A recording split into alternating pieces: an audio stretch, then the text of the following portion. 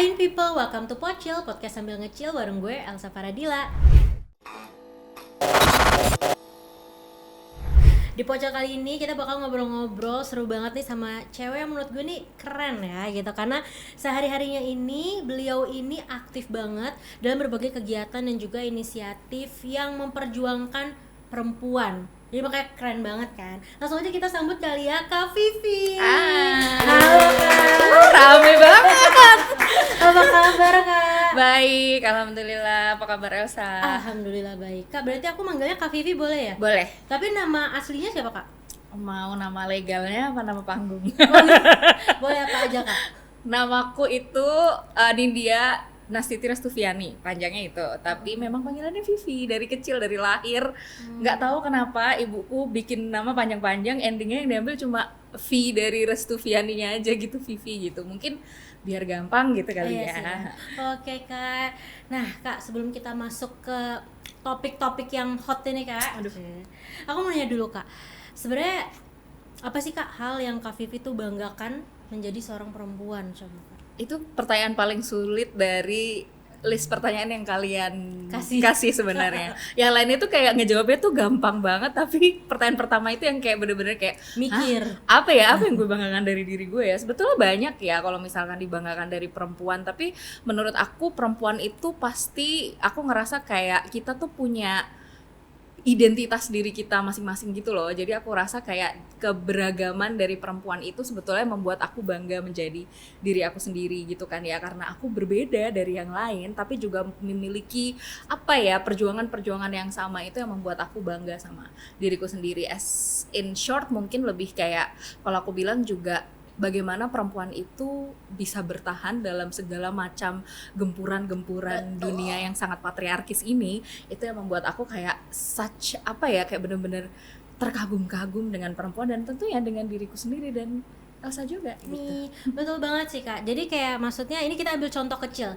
Kalau misalnya perempuan tuh sakit, apalagi kalau udah jadi apa ya, pasangan atau udah jadi orang tua, kalau kita sakit tuh kita masih bisa melakukan hal-hal yang harus kita kerjakan. Kewajiban kita tuh kayak misalnya masak, beres-beres rumah, sebenarnya bukan kewajiban ya, ya kegiatan kita lah gitu ya, masih bisa. Tapi coba kalau laki-laki yang sakit Kak, kok Langsung kayak aku lemes gitu iya, ya. itu iya, kita bahas juga sih sebetulnya waktu kita kemarin sempat bikin Feminist Festival di Jogja tahun lalu. Kan kita memang fokusnya di hak kesehatan buat perempuan kan, dan waktu itu sempat ada yang dari Dokter Tanpa Stigma, salah satu komunitas, dia sempat bilang kayak kamu coba deh pikirkan selama hidup kamu pernah nggak ngelihat ibu kamu tuh sakit? itu dia.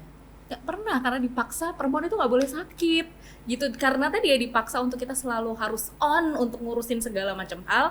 Jadi itu another apa ya, beban. Kayak aku juga jadi inget ibuku tuh kalau tiap sakit, kayak ibu tuh kalau sakit ibu pasti bersugesti bahwa ibu itu nggak sakit, padahal dia sebenarnya sakit, dia butuh istirahat. Minum air hangat gitu. juga udah Iya, kok, kayak dikerok gitu udah. kan. Jadi menurutku itu juga ya tadi lah ya, beban-beban yang kadang kita juga nggak mikir bahwa ya ternyata pekerjaan-pekerjaan domestik pun itu juga butuh istirahat, itu juga melelahkan. Betul, karena ibu tuh juga nggak pernah beristirahat pikirannya, walaupun badannya tidur tapi besok Mikir anak mulu gue gitu. harus begini, oh besok tuh harus Bener-bener. begini gitu sih.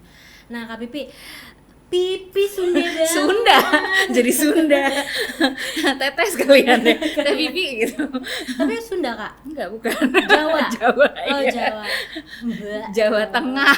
Jawa Tengah. Jawa ya. Tengah ya. Nah Kak, aku mau tanya nih, tapi sebenarnya ideologi sebagai perempuan yang Kak Vivi pegang tuh apa sih Kak?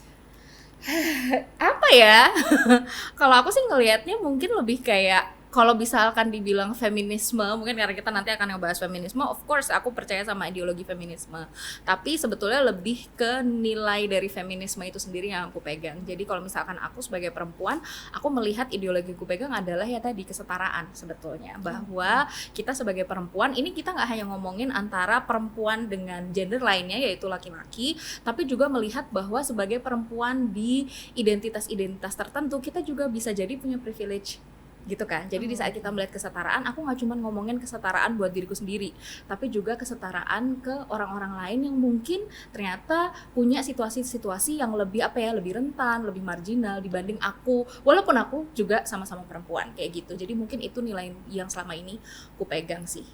Oke, menarik nih Kak. Jadi kalau aku jadi penasaran, kalau boleh tahu tuh gimana berarti peran keluarga Kak Vivi ini, background Kak Vivi sampai membentuk Kak Vivi yang sekarang yang memperjuangkan kesetaraan gender itu Kak? Mungkin I got it a bit easier daripada yang lain karena sebetulnya pertama keluargaku itu, bapakku itu aktivis juga. Oh, Jadi emang almarhum ayahku, beliau udah meninggal udah lama, dia aktivis zaman tahun 98 lah ya intinya.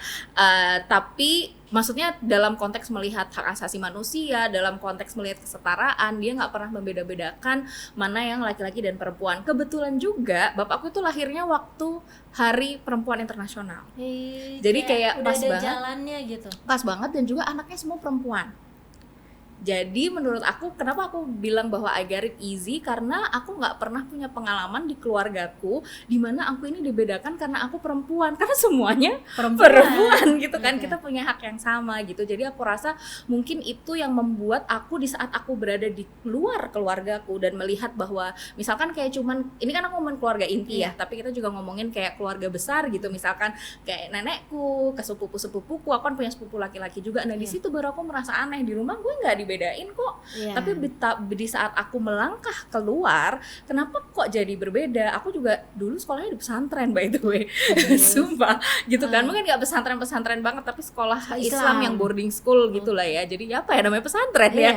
Ya boarding school gitu, yang di situ aku merasa bahwa kok bahkan fasilitas yang diberikan ke murid-murid laki-laki dan murid-murid perempuan itu berbeda. Sedangkan di rumah segala fasilitas itu dikasihkan ke aku ya semampu orang tua aku ya, tapi maksudnya tanpa memandang apakah aku perempuan atau enggak. Jadi aku merasa bahwa nah disitulah yang malah membuat aku melihat, oh ternyata aku ini hidup dalam bubble yang lumayan comfortable, tapi di luar ternyata dia juga tidak apa ya namanya tidak banyak orang yang nggak merasakan hal yang sama kayak aku gitu. Tapi sebetulnya yang perlu aku diingat sama teman-teman di saat ada tadi ya, kayak misalkan ada feminis atau aktivis atau teman-teman yang memperjuangkan kesetaraan gender, sometimes mungkin apa yang nggak dialami sama mereka di dalam keluarganya itu bisa jadi malah menjadi start dimana oh ternyata inilah yang membuat aku menjadi aku yang sekarang. Jadi gak selalu karena tadi ya peran orang terdekat ya, kita juga harus mengakui ada peran-peran di diri kita yang sebetulnya juga perlu kita akuin juga untuk kita berada di posisi sekarang gitu sih. Betul, kan ada beberapa apa ya momen atau hal-hal yang misalnya kalau kita merasakan hal yang tidak enak mungkin di masa lalu, kita kayak berjanji ke diri kita nggak boleh nih nanti entah anak gue atau gue di depan nanti merasakan kayak gini lagi gitu, harus putus rantai-rantai yang tidak enak tersebut gitu. That's exactly kenapa aku bilang di saat kita ngomongin tentang kesetaraan mungkin kita nggak mengalami itu, tapi kan kita nggak pengen generasi setelah kita mengalami hal yang sama kan gitu. Jadi yang kita pikirin nggak cuma diri kita sendiri tapi orang lain juga. Iya betul. Nah Kak, kalau misalnya kita ngomongin tentang feminis gitu ya, feminism, ideologi feminisme ini kan sama Indonesia culture dan juga religion itu kan benar-benar bertentangan menurut aku tuh. Kalau dari point of view Kak Vivi sendiri gimana ngelihatnya? Aku sih ngeliatnya itu mitos ya. Oh ya.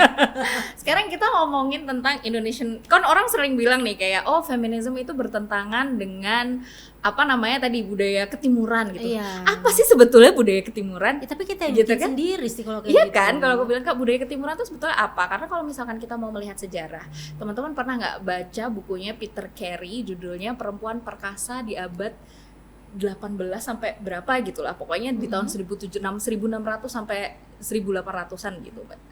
Itu di situ banyak banget cerita tentang perempuan-perempuan Jawa yang dia itu beneran jadi apa namanya memimpin perang lah, dia aktif di dunia bisnis. Kira-kira di tahun 1600 udah ada belum terminologi feminisme? Belum ada kan. Jadi menurut aku ini juga bisa melihat bahwa yang namanya budaya kesetaraan, makanya kan aku sering tadi aku bilang mungkin ideologiku not necessarily feminism tapi kesetaraan gitu kan ya. Tapi karena tadi karena sebetulnya budaya-budaya di Indonesia itu udah banyak yang memiliki nilai-nilai kesetaraan. Itu contohnya tadi ya, kayak misalkan kita ngomongin tentang tadi perempuan-perempuan perkasa di Jawa di abad 1600-an gitu. Terus kita ngomongin masalah contohnya agama gitu kan ya. Aku besar di keluarga Islam, kembali lagi kita ngomongin pesantren tadi kan ya. Dari kecil aku selalu dikasih tahu yang namanya Siti Khadijah, istrinya Nabi Muhammad. Beliau janda ya kalau aku nggak salah, menikah sama Nabi Muhammad di usia 40, dia fokus dengan karirnya dan segala macam.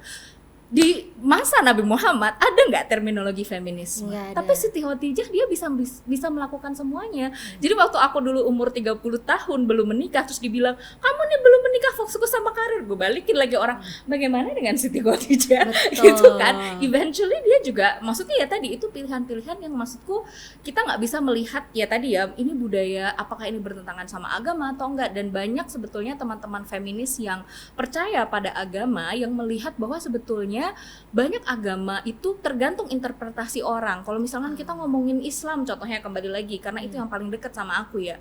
Bagaimana Islam sebetulnya kan membebaskan para budak dan lain-lain. That's exactly the same thing dengan apa yang dipahami oleh feminisme gitu kan. Budak belian dulu tuh kan kebanyakan juga perempuan yang diperkosa dan lain-lain. Di saat kita membebaskan perempuan dari kekerasan, how is this against religion? Emang agama mana yang membetulkan kekerasan terhadap perempuan? Kan nggak ada. Jadi di saat kita bilang bahwa feminisme itu melawan agama kamu apa? Gitu kan ya. Dan aku rasa juga ini sesuatu yang perlu, misalkan kita ngomongin juga tentang keberagaman gender. Di Indonesia di adat Bugis itu dari zaman dahulu kala mereka percaya 5 gender. Ada perempuan, laki-laki, calalai, calabai, sama bisu. Ya, calalai, calabai ini adalah transpria dan juga transpuan, bisu ini adalah non biner.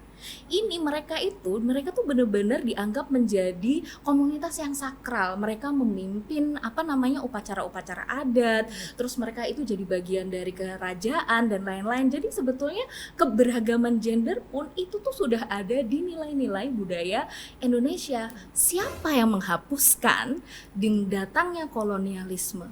Ya kan ya, budaya-budaya barat yang percaya dengan agama yang mungkin interpretasinya berbeda, dengan nilai-nilai yang sangat biner, hanya laki-laki, perempuan. Cara kita berbusana contohnya, kita pakai baju kayak gini, ini kan bukan adat kita kan? Ya kan, dulu di Jawa mungkin cuma pakai kemben dan lain-lain. Ini karena budaya-budaya orang Inggris manalah Belanda yang datang ke kita bilang, oh ini inappropriate, ini barbarik kalian memperlihatkan kulit dan segala macam. Jadi in a sense bahkan cara kita berbusana sekarang itu culture-nya bukan dari ketimuran. Jadi ketimuran mana sebetulnya yang dibicarakan sama masyarakat. Dan kembali lagi di saat kita melihat tadi ya budaya itu kan berkembang.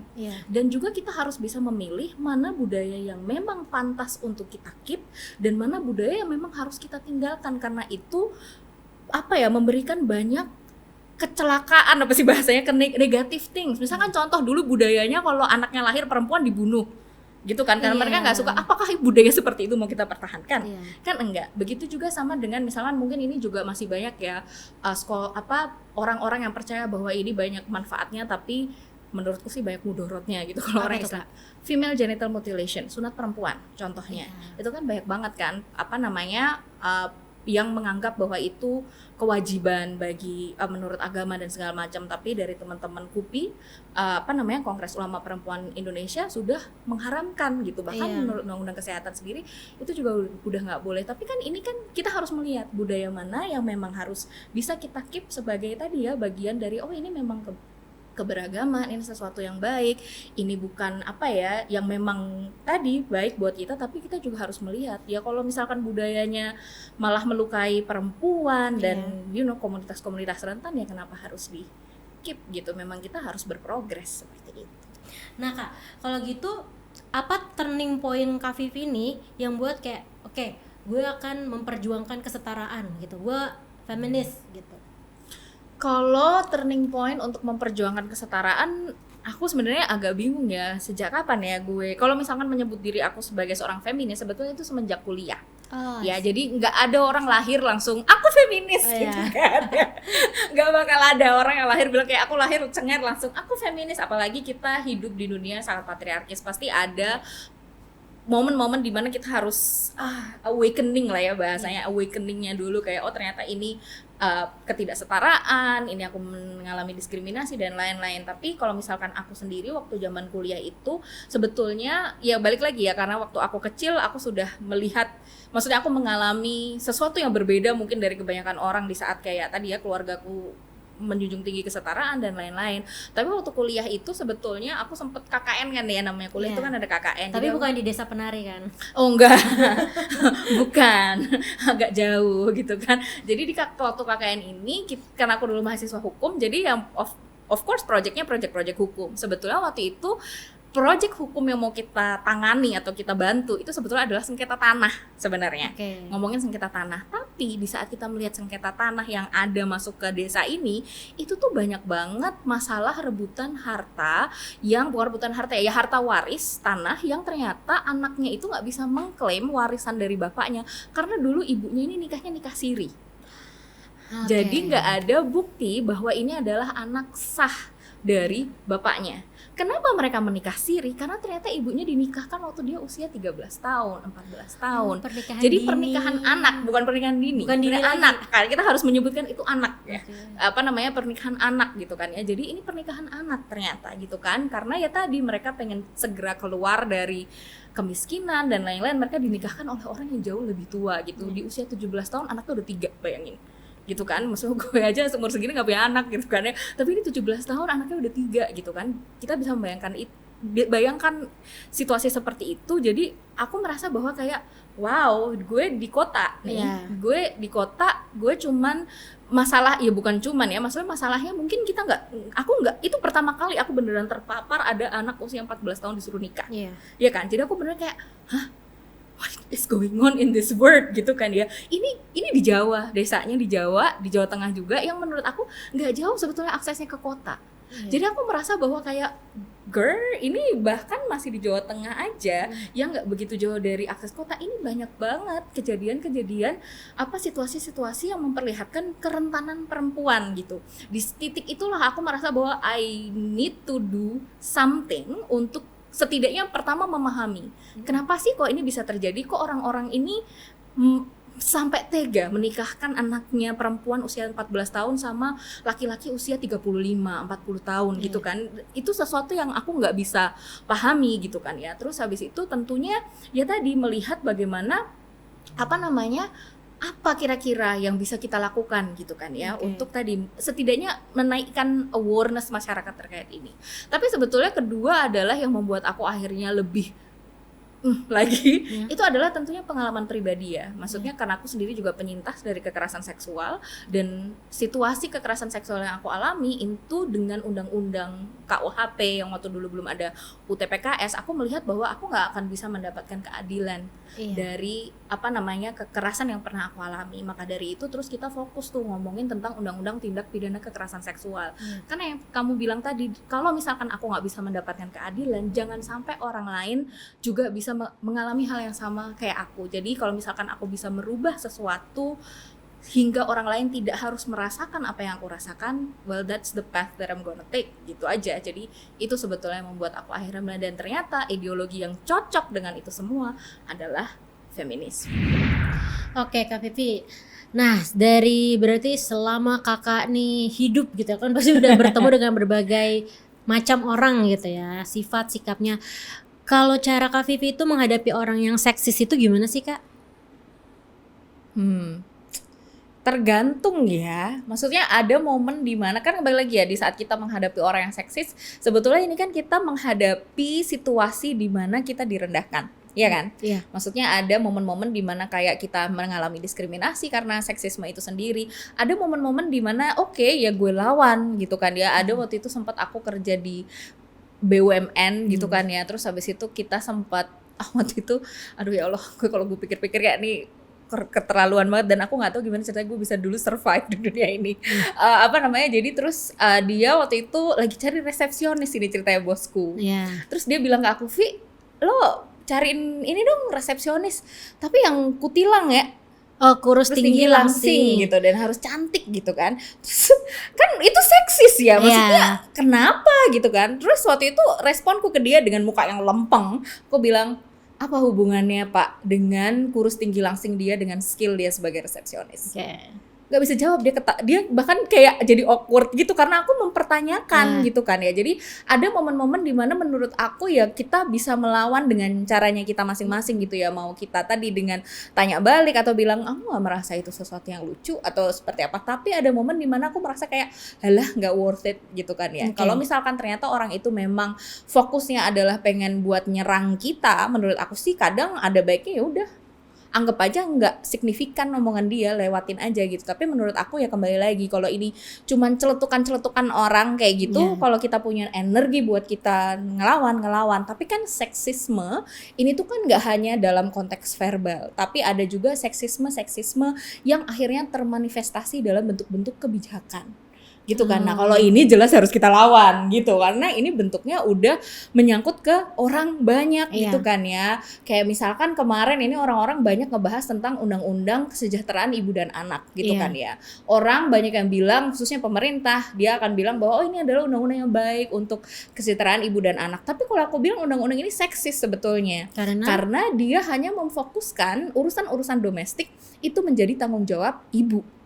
Di situ, misalkan contohnya dia ngomongin masalah cuti melahirkan, cuti punya anak lah ya kalau aku bilang ya, cuti punya anak. Di situ dibilang bahwa oh ibu bisa mendapatkan cuti, kalau kan ngomongnya oh jadi 6 bulan, tapi ternyata dia nggak beneran 6 bulan, tetap 3 bulan, 3 bulannya kalau ada situasi-situasi tertentu gitu kan ya. Tapi di saat kita bilang kalau kita mau mensejahterakan ibu dan anak, dua orang tua itu harus punya peran yang sama gitu kan ya. Tapi yang ada di situ sama aja, lakinya cutinya cuma 3 hari.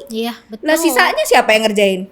Tetap perempuan. Malah itu jadi menekankan lagi stereotipe atau asumsi-asumsi bahwa peran-peran domestik, peran pengurusan anak itu hanya pada perempuan. Jadi kalau orang bilang ini adalah undang-undang yang mensejahterakan pada, oh enggak, menurut aku ini undang-undang yang seksis kayak gitu. Nah kalau yang udah bentuknya undang-undang, we have to speak up, karena itu tadi itu hak kita untuk tadi ya menuntut kebijakan-kebijakan yang berpihak sama kita kayak gitu. Oke Kak, ini kan lagi rame juga Kak yang Gubernur Jawa Barat mau ini yang vasektomi, kalau dapat bansos harus vasektomi. Nah ini pro kontranya. Aku sih kontra sih. Kenapa tuh Kak? Karena balik lagi ya, aku rasa jadi ini sebetulnya aku tadi mau bikin konten juga tentang ini. Jadi kita ngomongin tentang tadi ya vasektomi gitu. Kembali lagi di saat kita bicara tentang kontrasepsi, emang bagus di saat kita akhirnya ini orang ngomongin kontrasepsi untuk laki-laki. That's a good thing gitu kan ya. Tapi menurut Undang-Undang Tindak Pidana Kekerasan Seksual, UTPKS, pemaksaan kontrasepsi itu adalah kekerasan seksual. Oh, kalau terpaksa. Iya, kayak itu pemaksaan. Ya kan, dia dan mendapatkan bansos itu adalah hak. Ya kan, kita nggak bisa mengambil hak orang lain untuk mereka mendapatkan hak. Ini kan kayak jadi tawar menawar lah, dua-duanya hak asasi kok. Masa satu mau kamu renggut untuk mereka nggak punya pilihan dong, kan mereka masyarakat miskin. Dan ini menurut aku yang jadi polemik adalah ini menargetkan masyarakat paling miskin jatuhnya. Padahal di saat kita ngomongin kontrasepsi, yang harus dilakukan adalah tadi meningkatkan kesadaran, dan nggak boleh terus habis itu merenggut hak masyarakat miskin lainnya gitu. Dan orang-orang kan komentarnya jadi klasis ya kalau aku bilang ya, jadi ngomongnya kan soalnya orang miskin dia nggak bisa nyokolain anaknya, dia anaknya nggak bisa nanti kalau sakit gimana, itu tanggung jawab negara. Harusnya. Mau dia miskin, mau dia kaya, anak-anak harus tetap boleh sekolah, mereka kalau sakit harus dirawat, mereka harus makan. Itu bukan tanggung jawab si kaya, si miskin, enggak, itu tanggung jawab negara, itu hak asasi manusia yang harus dipenuhi gitu. Jadi yang ada ini kebijakan yang menurut aku ya klasis juga, karena menargetkan masyarakat miskin. Aku setuju laki-laki harus diberikan pilihan untuk melakukan vasektomi, dan harus sadar bahwa itu juga beban mereka, tapi bukan dengan sama halnya kita juga nggak mau dipaksakan untuk PKB, IUD dan lain-lain ya, sama laki-laki juga seperti itu. Oke Kak, nah tadi kan Kakak sempat mention tentang yang Bugis itu yang punya 5 genders itu. Nah tapi kalau dari perspektif Kakak sendiri ngelihat non-binary atau LGBTQ+ itu, Kakak gimana ngelihatnya? Perspektif aku, mereka kayaknya nggak peduli perspektif aku apa ya. Aku sih kalau aku merasa kayak ngapain dengerin nih mbak-mbak ngomongin perspektif tentang diri mereka. Aku sih ngeliatnya mereka sama-sama manusia aja. It's just part of keberagaman gender. Dan kembali lagi, aku selalu melihat yang namanya gender itu adalah sesuatu yang dibentuk oleh masyarakat gitu kan. Itu adalah peran. Iya. gitu kan. Kamu laki-laki, kamu perempuan, itu kan peran yang ditentukan oleh masyarakat berdasarkan jenis kelamin. Itu namanya persepsi gender gitu. Tapi identitas gender itu kan datangnya dari diri kita sendiri. Mau kita lahir dengan penis, kalau misalkan kita merasa diri kita sebagai perempuan, yaitu mereka sah bilang bahwa gender mereka, ya atau yang sering kita sebut dengan teman-teman transpuan, atau mungkin orang lebih banyak mengenal dengan nama waria gitu kan ya. Tapi menurut aku yang teman-teman non biner, aku ngerasa ya mereka sama-sama manusia gitu. Hanya karena mereka punya keberagaman gender lain, bukan berarti mereka terus boleh untuk diperlakukan semena-mena, boleh untuk kita merebut haknya mereka. Mereka masih punya hak untuk hidup, mereka punya hak untuk mendapatkan pendidikan. Hak asasi manusia itu nggak akan hilang, mau gender mereka apapun. Karena mereka sama-sama manusia. Dan aku sebetulnya bingung kok orang nggak bisa melihat itu, karena ya mungkin it's easy for me untuk ngomong kayak gini karena aku dari kecil diajarin kayak gitu kali ya sama orang tua aku, dan udah biasa gitu loh bergaul dengan mereka. Dan kembali lagi, ini juga asumsi orang-orang, kamu kalau kebanyakan itu kan karena pergaulan. Gue dari usia 9 tahun, bapakku seniman juga kan, jadi banyak ketemu sama teman-teman dengan keberagaman gender ya. Aku dari usia 5 tahun bergaul dengan teman-teman komunitas LGBT hingga sekarang gue masih suka laki. Ngerti gak sih? Iya, karena kadang nular, jangan main nular. Makanya Gitu. dengan ini adalah bukti bahwa itu nggak nular gitu kan. Jadi menurutku, aku rasa ini juga kembali lagi ya mitos dan asumsi-asumsi yang mungkin membuat orang kayak mudah aja gitu untuk memarginalisasikan mereka. Tapi kembali lagi, kemarin waktu aku habis melakukan pelatihan ke teman-teman di Yogyakarta yang mereka punya perubahan mindset terhadap komunitas LGBT, mereka bilang ya mungkin seenggaknya kalau misalkan kita belum tanda kutip setuju dengan pilihan mereka, at least kita bisa respect lah.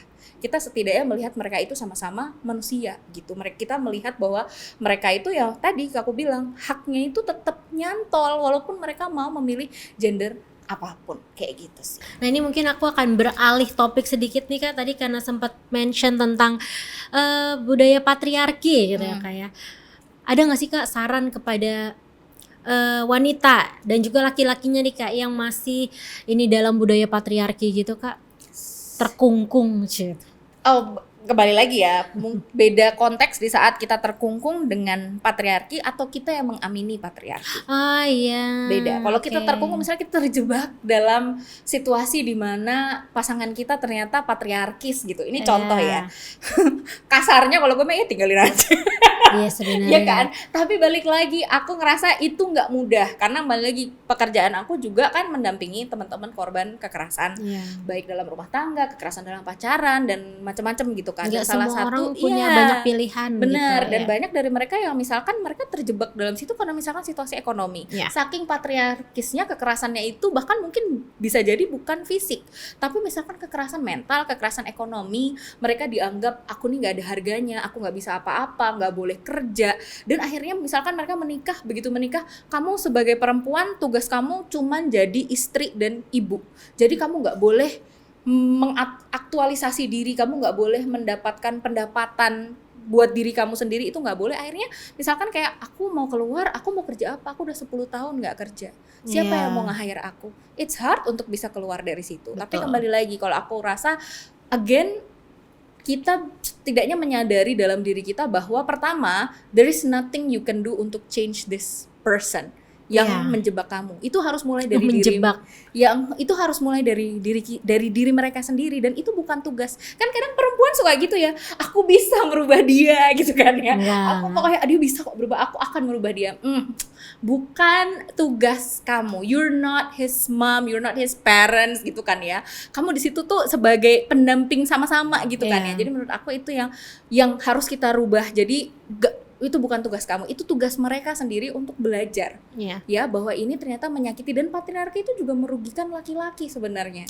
Nah, kekerasan itu kan dimulai dari karena laki-laki nggak tahu bagaimana mereka bisa channeling their emotion. Mereka selalu diajarkan, gue nggak boleh punya emosi, kita nggak boleh sedih, boleh nangis, kita nggak boleh depresi dan segala macam. Jadi apa yang dilakukan?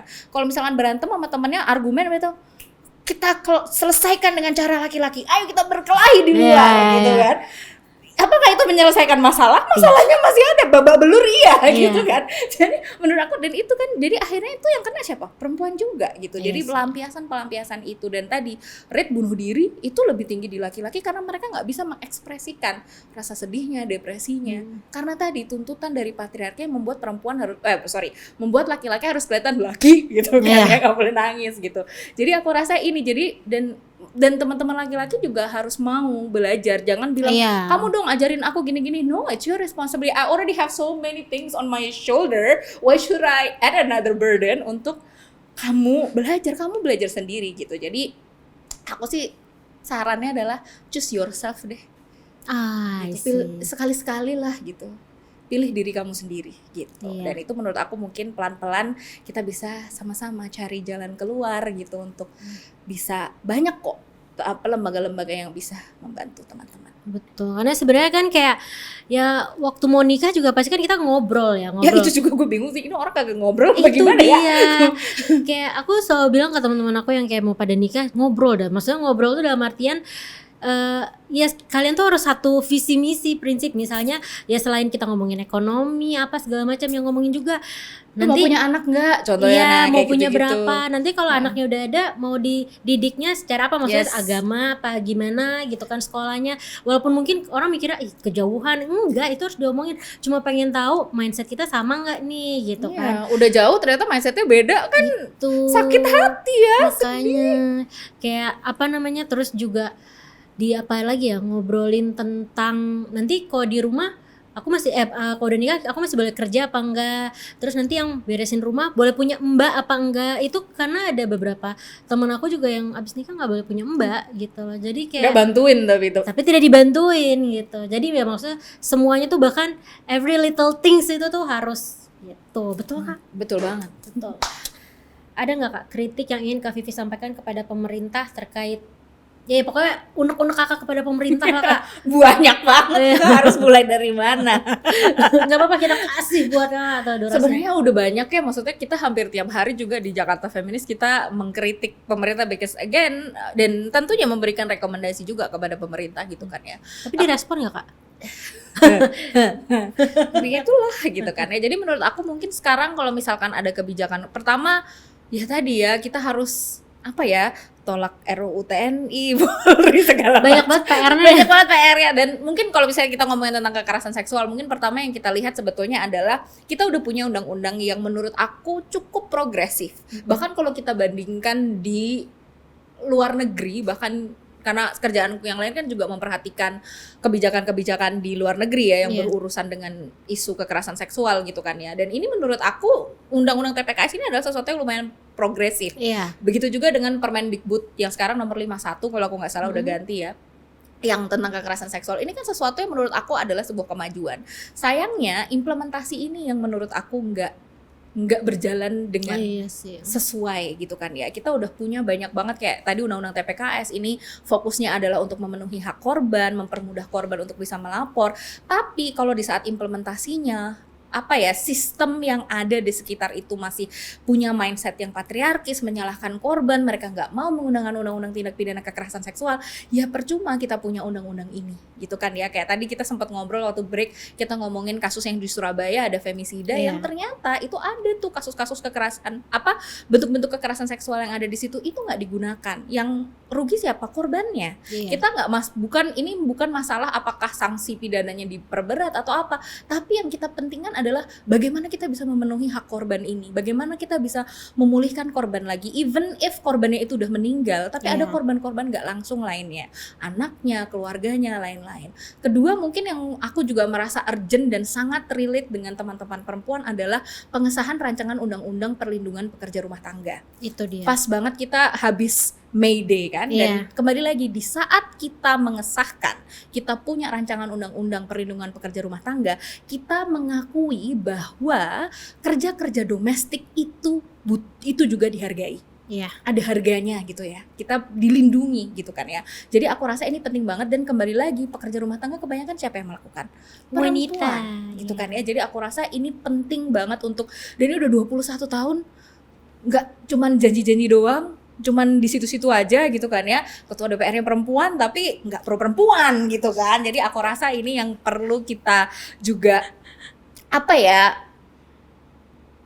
dorong gitu loh. Kita juga sebagai masyarakat sipil jangan melihat bahwa oh isu pekerja rumah tangga itu nggak relate sama aku karena mungkin kita sendiri yang pemberi kerja gitu kan ya. Padahal ini juga undang-undang yang bisa melindungi pemberi kerja, karena kan yang dilindungi hak dan kewajiban kedua belah pihak, nggak cuman haknya si PRT aja gitu kan ya. Walaupun penting, sangat penting itu, tapi kita juga tadi melihat kewajiban mereka sebagai pekerja itu nanti seperti apa itu. Jadi aku rasa ini yang perlu juga kita dorong sama-sama, itu sih kalau dari aku. Oke, jadi kita harus terus bersama-sama memperjuangkan keadilan ya Kak ya. Betul. Tuh, kalau misalnya kita tidak merasakan, kan kita harus membantu orang lain gitu, jangan sampai orang lain merasakan yang tidak enak gitu. Terima kasih Kak Vivi atas waktunya. Terima kasih juga sudah memperjuangkan banyak isu-isu kesetaraan gitu Kak. Itu sama-sama kita kamu di sini juga membicarakan tentang ini juga merupakan bagian dari kita memperjuangkan kesetaraan. Betul. Bijak ya. Oke, makasih people udah nonton. Jangan lupa saksikan terus Pocil di YouTube In Today Media. Gue Elsa Faradila. Anindya Vivi. In Today, in People's Way. Bye.